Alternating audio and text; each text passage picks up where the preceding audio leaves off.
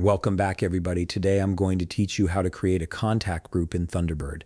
This is incredibly useful when you need to send emails to the same group of people regularly, whether it's your team, clients, or project collaborators. Instead of adding each email individually every time, you can simply select the group and reach everyone at once. First, open your Thunderbird application.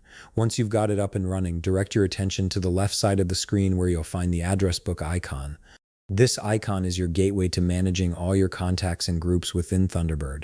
Click on it to proceed to the address book interface. Now that you're in the address book, look for the new mailing list icon. This is the feature that allows you to create organized groups of contacts.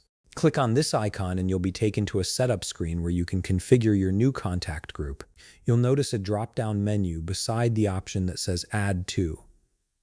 Click on this drop-down menu and you'll see a list of available address books. Choose the address book where you want this mailing list to be stored.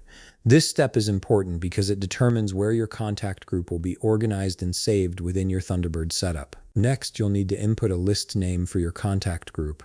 This should be something descriptive that clearly identifies the purpose of the group, such as marketing team or project alpha members.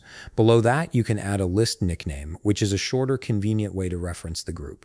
Finally, add a description if you'd like to include any additional details about what this group is for or who should be included. Now it's time to populate your mailing list with contacts. In the designated field, input the email addresses of the people you want to add to this group.